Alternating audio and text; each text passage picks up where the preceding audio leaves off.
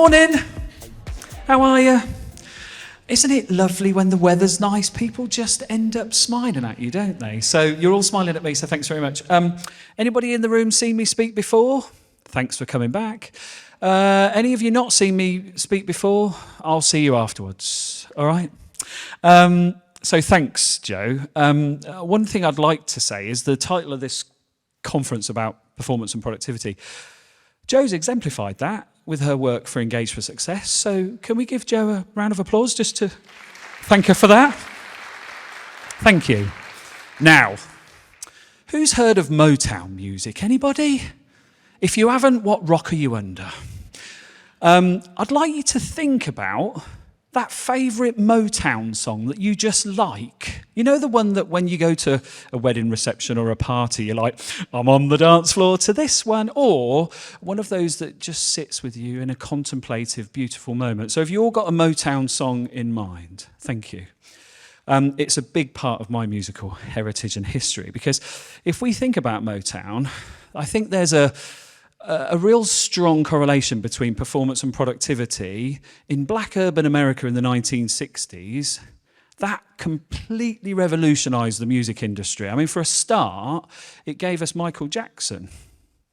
Michael Jackson was part of the Jackson 5 from Gary, Indiana, and they were introduced to Berry Gordy, who was the founder of the Motown Empire, who liked them and signed them, and the rest is history, right? So that's where this stuff comes in. And I'm really interested in Motown and culture. So your homework is to think about that Motown song that came to your mind, and you're probably singing a few bars in your head now. You might want to know what mine is. Do you want to know what mine is? If I go dum dum dum dum dum dum dum dum dum dum dum dum dum dum dum dum dum dum. Yeah, so it's My Girl by the Temptations. That's mine, right? Now, what I want you to do is your homework is to think about the connection between that Motown song and organisational culture. I don't want you to spoil the song for you, but what does that song tell you that you could perhaps link to organisational culture? Anyway, so that's your homework. Right, so HR, what it's like at the moment, isn't it? I don't know if you've seen the movie or heard the Mark Carney speech, the former governor of the Bank of England, but he said change at the moment is like everything, everywhere, all at once. So I've claimed that back using AI, everything HR, everywhere HR, all at once HR. I think that's what's going on at the moment. I think we've got this unbelievably challenging sort of paradigm to operate in, because there's busy and then there's really busy, isn't there? You know what I mean? You say to people, how you doing? Yeah, busy. But like there's a new kind of hyper busy out there. Have you noticed that? Yeah. So I think there's definitely something in here. Now, all of these images I'm likely to show you today have been produced by artificial intelligence. So some of that tells you my lack of prompting skills.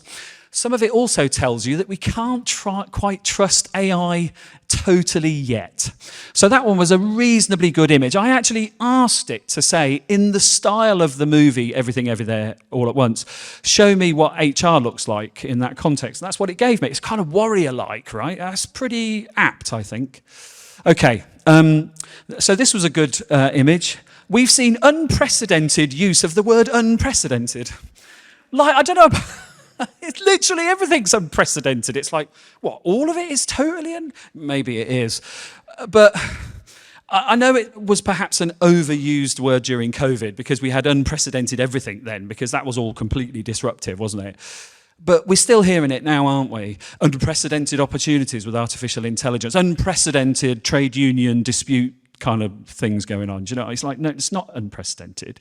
It's just a new version of it that we're having to deal with, I think. But anyway, let's see what that might lead us to. So here's AI helping me out here. When I said in the prompt, so I'll read it out because at the back you can't see it, an image that depicts this statement: in 2024, we have more problems and challenges in the HR profession than we've ever seen before. How on earth can we cope with this cluster of challenges? I didn't use the other word. And those were the images that it gave me. I don't know about you, but that looks like the average business partner workload there on display. Because there is something about, again, the sort of HR like jurisdiction that has become somewhat permeable and porous and stretched, because it's almost like there's a really complicated business issue. We don't know what to do with it. HR, you have it. So I think that's what I'm starting to see, a real sense of overload. Now, some people are trying to make sense of some of this for us. So here we've got Josh Bersin, who's a very smart analyst from the US, who's written a really good book called Irresistible. So if you haven't got that one already, it's worth checking out. He's got an academy. He's doing all sorts of research. He's got his own AI tool coming out soon. So I'm I'm promoting Josh's work because it's really good and interesting. But what I really like is the distillation from the book Irresistible. He's talked about a few things we need to be mindful of. From hierarchies to teams, that one makes me very happy. From jobs to work, and we can talk about that in a bit too. From rules to culture, that's obviously what we're here for today. And then from outputs to people experience, again, something that we're here for today. Now, the one thing I will say is if you march into the executive boardroom and say, look, Josh says, I mean, that's not going to carry much weight anyway, unless they know him. But anyway, Josh says it's got to be what's on this chart. They're going to say, show me the money. They're going to say, link me to the value. Why should I invest in that? And so on. So we're seeing quite a lot of what I would call culture challenges, I suppose. I'm not decrying it, but the kind of essence of let's get back to the office because of the culture is almost like, okay. So prior to COVID then, were you bothered about culture? Because you didn't seem to be. You were like, what's the outputs? What's the performance look like? But now culture's really important to you. I'd say make a play on that, but let's not use it as a mischievous tactic just to get executives their way, right? Because they don't always know everything, believe it or not. Deloitte wrote a really nice report this year called their Human Capital Report. And the word human capital does give me a bit of a reaction. It kind of makes me feel like, oh, they're commoditizing us human beings. That's not what it's about. And even people have this human resources. I don't like that term because I'm a human being, not a human resource. And we are human beings. We are resourceful, and we are a resource for the organization. Now, Deloitte's Human Capital, see beyond the title, has got some really interesting findings for us. And part of the reason I'm putting this up is because a couple of years ago I had an idea about how we could change the way HR operates and so on. And Deloitte came along with this report, and I did a sense check on it, and almost all of my thinking is kind of validated by them. I'm not saying I'm clever because I'm ahead of the game. I'm saying I needed somebody to vindicate my own craziness, right? And Deloitte have done it for me, so thank you, Deloitte. So what do they say? They say there's a new math. Oh, that's an American thing, isn't it? Because it was maths when I was at school. Mathematics, wasn't it? Maths. Anyway, the new math of human performance, we define it as mutually reinforcing cycle of compounding shared, I mean, this is going to impress the board, isn't it? Compounding shared value for workers, organisations and society. Workers, we're people, aren't we? We'll get back onto that one. So human sustainability, good jobs equals human performance. I mean, it's almost like, oh, duh, like we've been saying that for ages. But if you know anything about the good work agenda that Matthew Taylor did a report on in about 2017, that was largely looking at things like contingent work and gig economy and so on.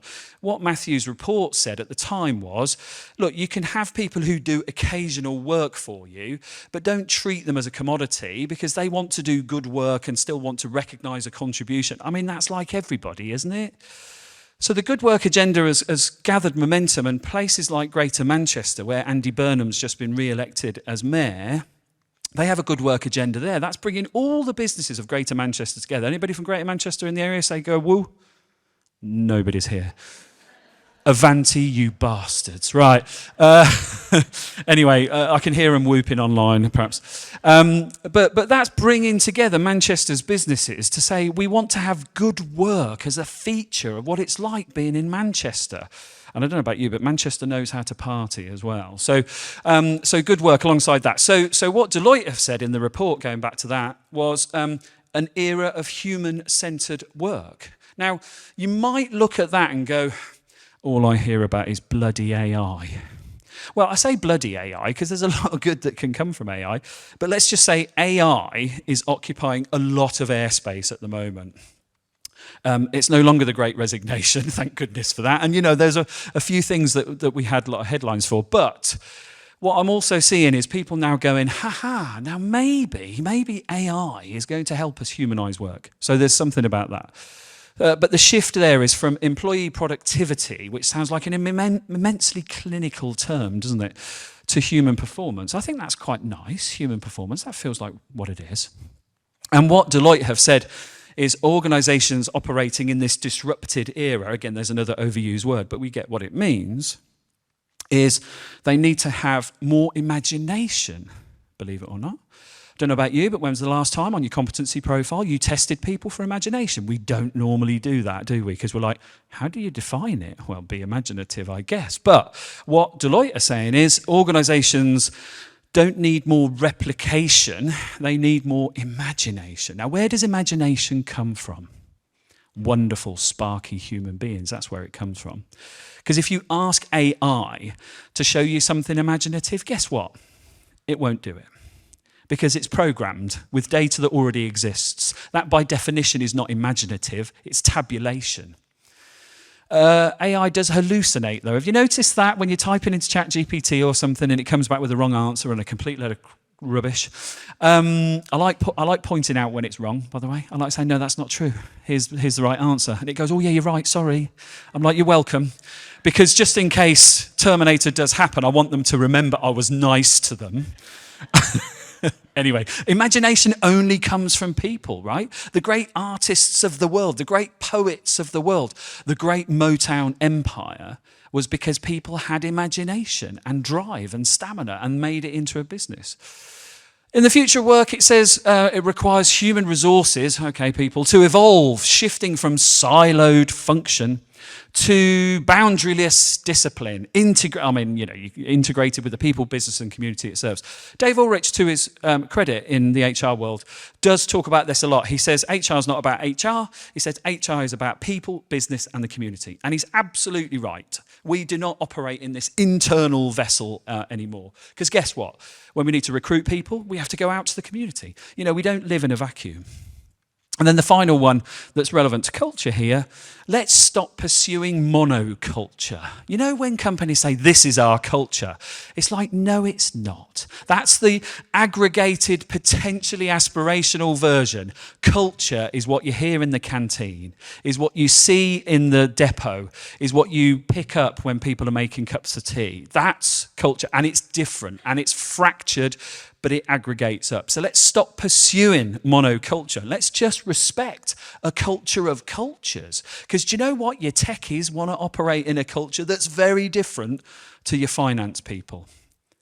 Both of them tend to be quite quiet, I've noticed. We tend to be quite loud in HR. Right, so this is the key thing I want you to take away from the Deloitte Human Capital Trends Report. So I've saved you having to read it, but I mean, I would recommend you read it. From managing employment, which let's say is HR's signature trait, really, to orchestrating work. That's different.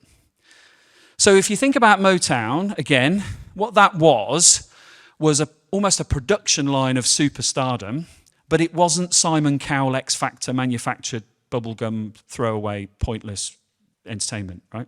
Sorry, Little Mix and everybody else who that came through that route. Because what Motown was orchestrating craft, art, and what people call work. Anyway, so that's enough about Motown for now. Now, so AI, I mentioned that, and I'm going back to it now. There is another version of AI. Ooh, what's that then? Audacious imagination. See what I did there? So artificial intelligence is one thing, but the counter to that is what Deloitte said is a really strong value-creating aspect in the future of work, particularly and certainly now, audacious imagination. I just love the word audacious. I don't know about you, but it sounds like you want to put on a Noel Coward smoking jacket and go, how audacious am I? So audacious imagination. Now, has anybody ever come across S-curves before, the concept of S-curves? A few people have. Lovely. If not, I'd say get very familiar with it, because when Joe talked about the change that's constant in the world, and I don't know about you, but there are people out there who are like, I don't need another bloody change program. Please go away and leave me alone and let me get on with my work, right? We are seeing change fatigue, change resistance, and we're seeing people who are almost kind of going, just keep it going. Don't badge it as some transformation program. But S-curves is a brilliant way of saying there's a way to build some change, but before it gets irrelevant, start on your next curve of change. And actually what this does is it allows you to sense and adapt without it feeling like you didn't know what you were doing in the first place. It's a good way of saying, I'm not quite sure where this should go, but before people find me out, let's try another one that gets us somewhere better. I'm not saying that in a mischievous sense. I'm saying that actually if anybody tells you what the predictable outcomes of change are, they're lying to you because they don't know. That you will only see them when you start to emerge into that change. So why the hell do we waste time on business cases with predictable outcomes when we know those outcomes are not all that are going to come through? So this change failure rate, it's like, well, I mean, who said that was the right thing to go for in the first place? And if you adapted and pivoted and still achieved something brilliant, yes, you didn't achieve your original outcomes because they were pretty poor. And you found out as you went through. So S-curves gives you a way to stop obsessing about the purity of a business case and go, let's do the first S-curve just to get somewhere better than now. That's what I think we're starting to see. I wanted to get a little bit futuristic and philosophical, and I asked AI to produce this image for me, and it was all right. I said, can you represent 3 big shifts in the future through neon signs? That's all right, isn't it? So I thought, I'll match you there. Oh, the font's gone wrong again. So 2024, where we are now, is the knowledge economy. Where we're headed, potentially in the next 10 years, is what we will call the automation era. Whether we believe AI has all the answers or not, we will see enormous shifts towards more automation. It has to happen. All the economists have looked at the predictions on GDP and income and growth, and it's irresistible that automation is going to deliver more money into the economies. But what needs to happen after that is we need to get very serious about this poor planet that we're continuing to pillage and abuse, because we need to get into the regenerative era. Now, the regenerative era is where we can start to think about looking after ourselves and our planet and our societies and, right? So these are the kind of hallmarks of where we're headed. Now, why is this important? Because your S-curves need to get you somewhere, right? And if your S-curve initially is to exploit automation to create capacity to then start to do more noble, people-centric, human design, flexible 4-day weeks, screw coming back to the office every day, whatever you want to do, that's where you'll need to start headed towards. So the automation stuff gives us a chance to think about things differently. Deloitte's report and others I've seen, if you've got a workforce at the moment, which is probably about 90% contracted permanent employees, 10% fixed-term contracts and contractors and contingent and gig workers, and unless you're one of those platforms that has almost 100% gig workers, the likelihood is the number of fully fledged contracted employees who work for you and you alone is going to reduce. Because we're going to get more promiscuous as employees. We're going to go, I want to do a bit over there, and a bit over there, and a bit over there. I don't want to give my soul to just you unless you prove it's worth it.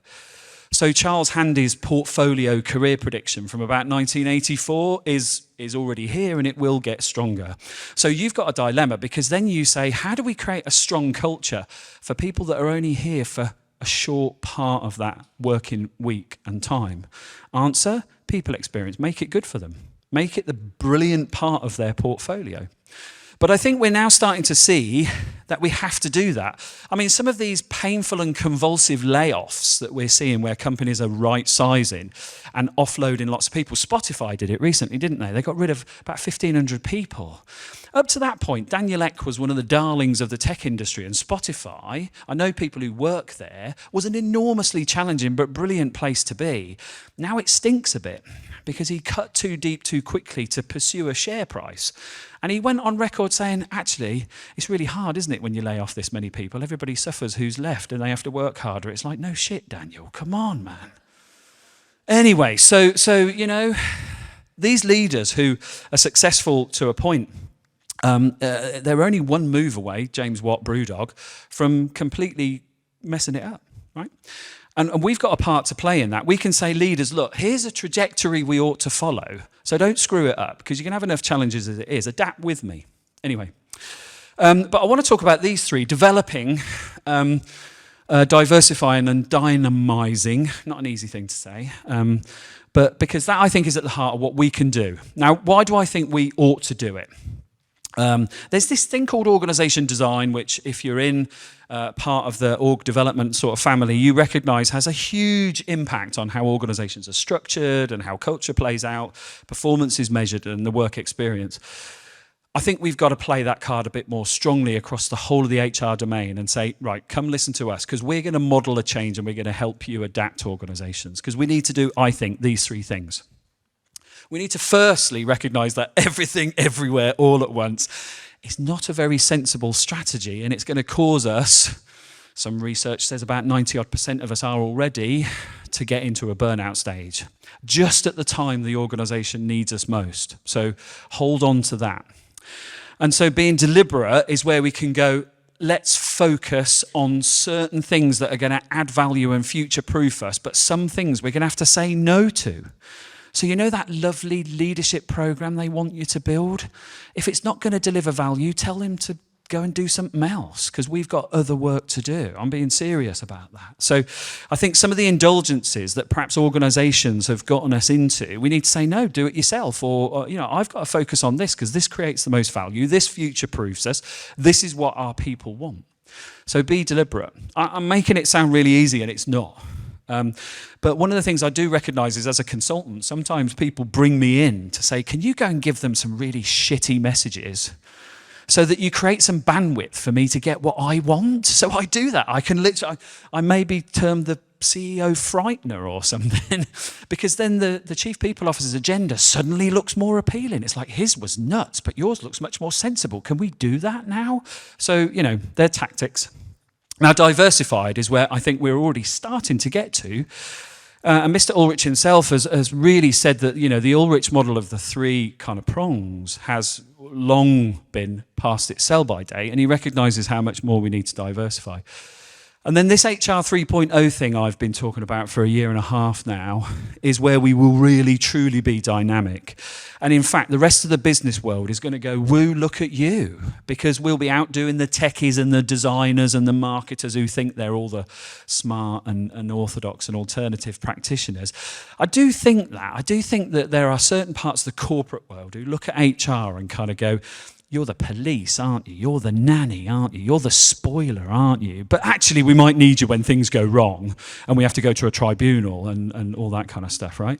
But we are so much more than that. We are potentially the guardians of that beating heart of the organisation that Joe talked about, where people need to make decisions. That's what we should be doing.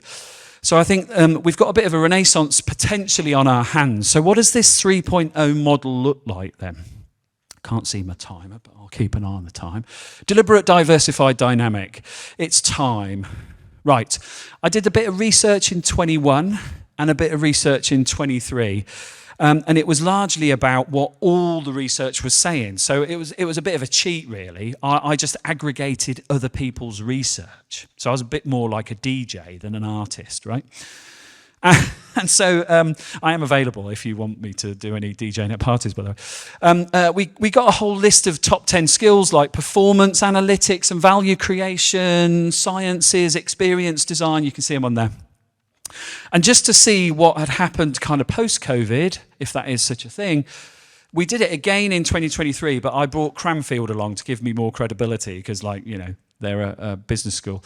And we saw some of the same things, but some new ones. So experience design, data, that was in there, purpose, behavioural science, but also this thing called multifaceted leadership came through. And that was a term that Cranfield and I had to create, because what people said is, in terms of leadership now, it's not servant leadership or heroic leadership or visionary leadership. It's like everything, everywhere, all at once. Leaders have got to be super adaptable and super responsive to what's going on. And if they're not very good at that, guess what? They have to sort of bring others to them who can take that role on. But just as you need a hero leader, you also need a compassionate leader. Just as you need a very visionary leader, you also need a very practical and operational focused leader.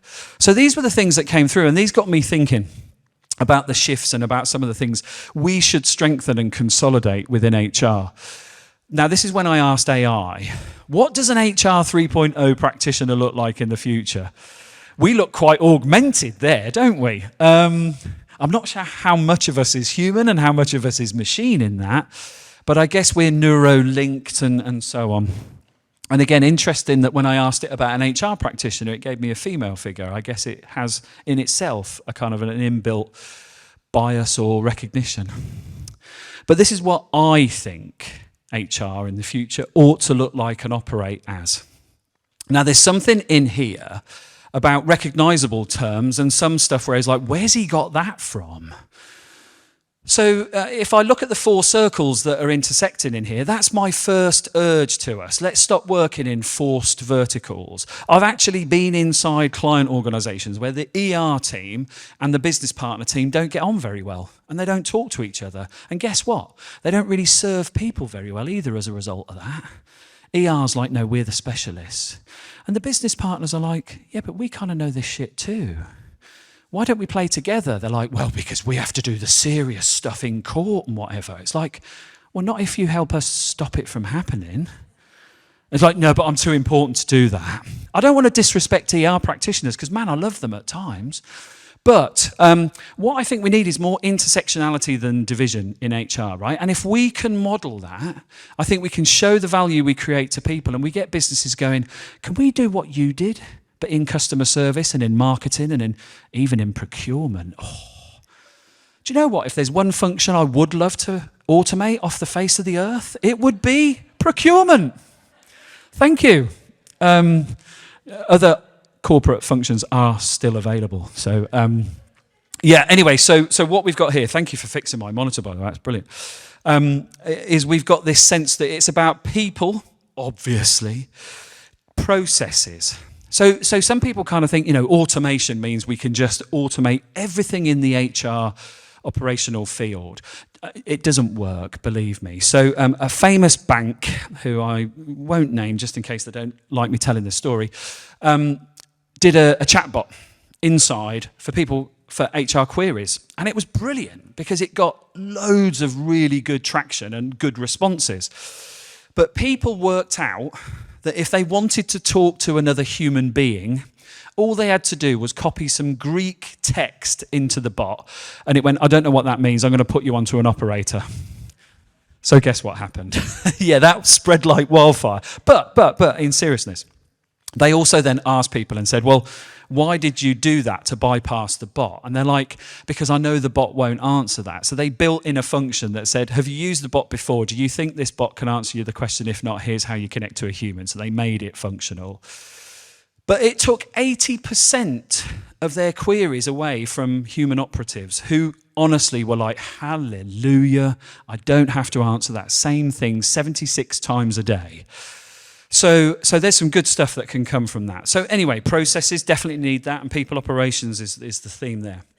Now, I talked about org design and everything. I am a bit of a systems geek. When people know I'm in HR, they go, oh, you're a people person then, aren't you? I'm like, actually, do you know people? Because some of them are awful.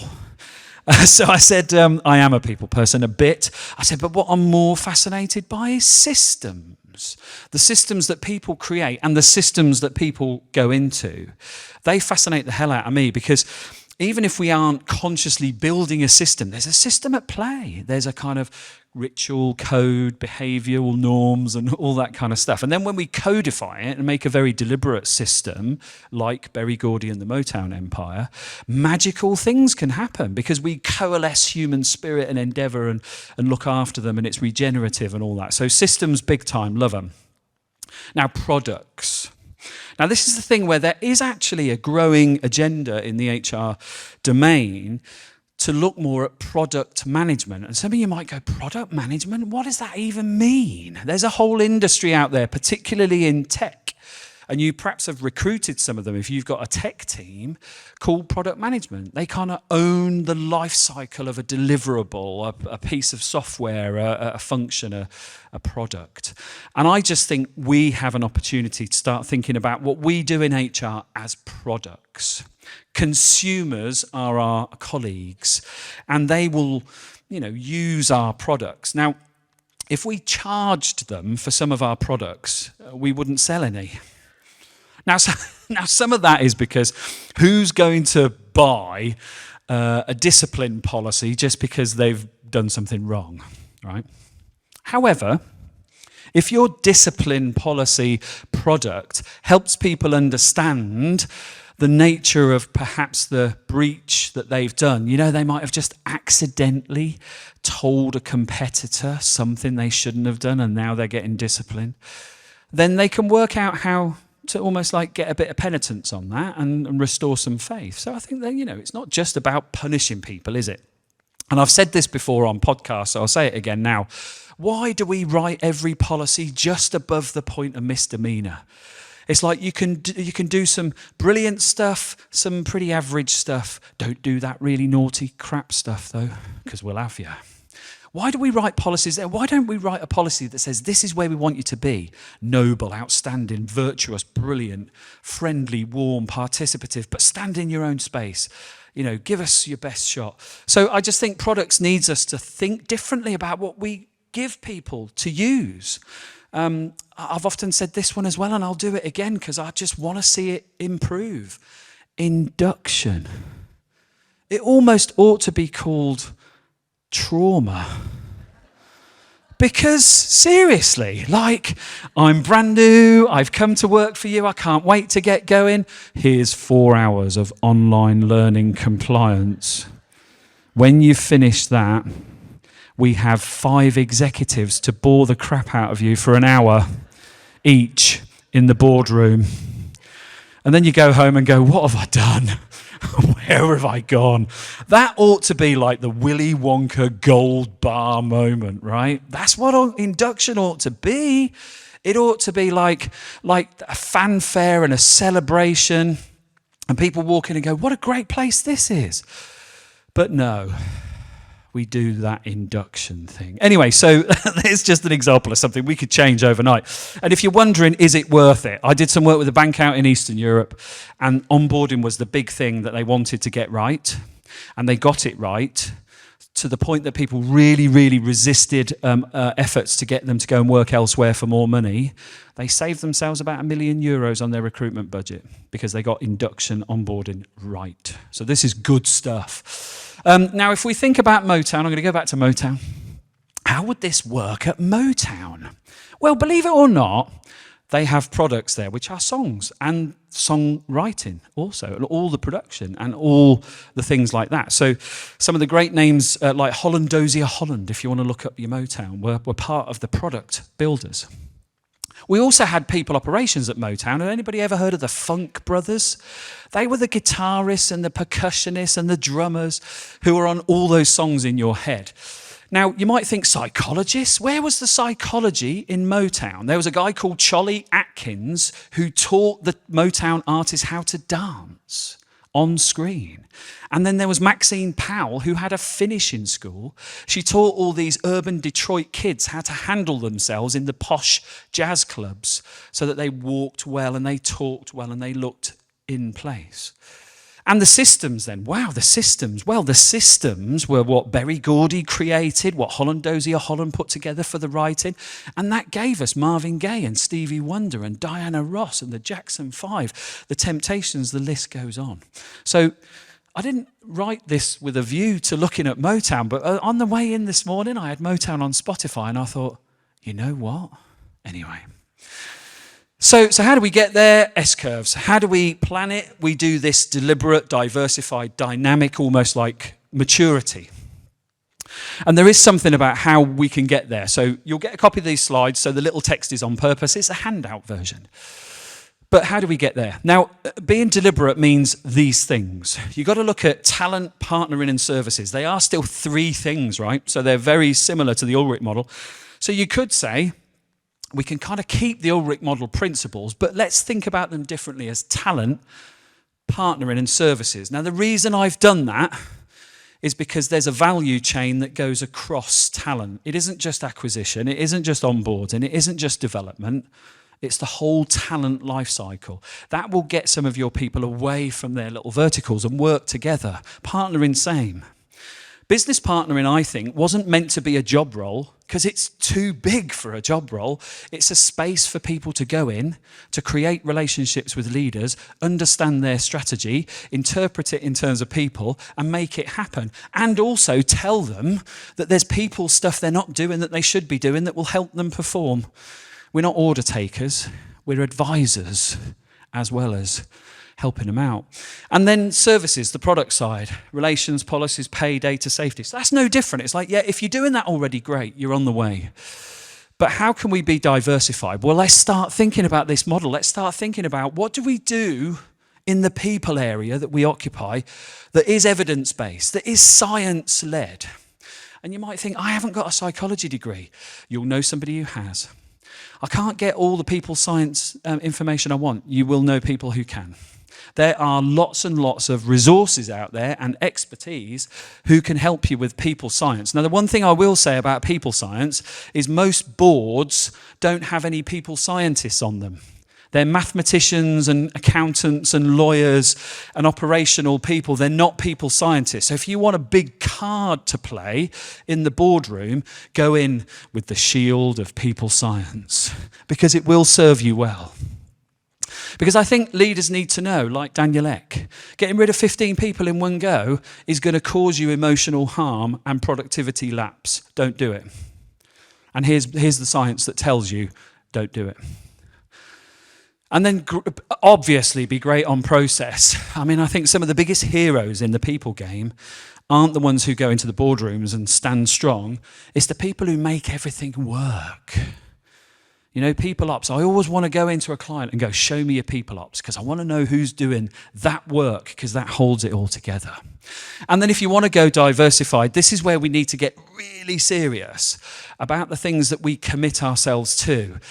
I suspect in the room a lot of people are being asked to step in strongly to ESG, environment, social and governance, right? It's not just another thing that they don't know what to do with, so they give it to HR. It should come to us. Because it's important that we're all Planet Pro and we look after our assets and our local natural environments and so on. It's important that we are a social collection of human beings as well, and people who might come to work for us. And the communities that we're based in respect, value, and like having us around. You know, you can hear of stories of companies who, and there's one in the US, who literally saved the whole town by saving a factory from going under. So they could have shut it down and moved it, but they didn't. They kept it, made it profitable. It blossomed that town and helped them keep schooling and a future generation together. This is not business for the sake of making money. This is business as the part of the fabric of society. So ESG should be something we're bothered with. But value creation, I think, is super, super important for us. How are we genuinely creating value? And it's not just capital in the money sense. If we look after people, if we intellectually nourish them, if they stay with us and recommend other people to come with us, all of those things have value. Because they will cut your recruitment budget, they will stretch your L&D budget, they will amplify the performance outcomes of an organisation. So I think there's something really interesting in the fact that we've also got to look at things that are collections of human beings that aren't another freaking corporate function. We don't need a Marcoms or whatever. We just need to have people who have professional peers and anchoring and validation and qualification and recognition, but who work across the value chain in the organisation. I just want to see silos busted wide open and people huddle and swarm around work problems and opportunities. And we should do that. We should do it first, and we should help people come on in. Now, if you're looking at those job roles, you want a chaotician to be part of your job? I know some people who are futurists and chaoticians who get asked to come into big corporate organisations and say, tell us what we don't know about, that we're missing, because you can understand the kind of chaos theory principles of unexpected black swans, different thinking coming through. So there are people who will come in and say, this might happen to you. And we definitely need more storytellers, because we need them on induction, right? For a start, yeah. So that's our audacious imagination. Who does it well? So these are a list of companies who are really trying it out. So Reward Gateway as a company and Collinson as a company are stepping into this more porous, boundaryless HR. Culture Amp and People Experience Hub are doing the people science. Go look them up and find them out. Hire and Menlo have got rid of bureaucracy and hierarchy and are working really swiftly. NatWest using some great technology. Vodafone similarly. UiPath, robotic process automation. Bayer, the big pharmaceutical and food chemical company, are looking to deconstruct and go to dynamic shared ownership, and ABN AMRO have done that already. Santander and Swaco are doing some terrific things around learning. Not massive programs, but almost like learning everywhere. But it's captured and it's accessible and it's dynamic. Novartis and BT are changing the way they look at talent. They're not in divisions, they're in capability pools. They're deployable to projects and pieces of work, and it's already starting to show efficiencies. Experian and Siemens literally live off data. Everything is driven by data. And the list at the bottom are companies I really think get culture right, because people who work at Patagonia, Fairphone, Norsk Gjenvinning, Tony's Chocolonely, Orsted, Decathlon, Buurtzorg, Interface, they don't just work there, they love working there. They love their colleagues. They love the impact they have. These are people who would run through walls for these companies. So that's the kind of playbook of who does what in the future. What do you need to work on? This is your kind of skills and capability program for the next year if you want it. Incremental mindset and adaptive mastery. Digital literacy. I think let's not obsess about AI in the true sense of the word, but let's work out how people and machines come together. That's the crucial thing. Get good at predicting what skills are likely to be coming over the hill. Don't wait to be asked by the corporates. Let the leaders know that you're ahead of that curve, and get all that dynamic and deliberate and diversified things, and play. Simulators, scenarios. I want to see organisations create a digital twin of themselves so they can do all the messy stuff and get it wrong without inflicting pain on real-life people and real-life situations. So these are our features. This is your game plan. First thing we've got to do is stop doing everything everywhere all at once. Agreed? Yeah. So create some capacity, build your capabilities, get that human-machine teaming right, and you will start to see the natural consequence of building more pioneering, adaptable organisations. I think that's it from me, apart from just reminding you of that one. So that's the alternative image. When I said, HR isn't just women, you know, it gave me that. So there we go. It gave me men and some robots. So women stay put, because the men and the robots will mess it up for sure. And I'll leave you with this quote from Thomas, because he's a great guy. The more we depend on AI and technology, the more we need to humanise the world. So I'll leave you with that thought, that that's what we're up to today. We're going to humanise the world. Thank you very much.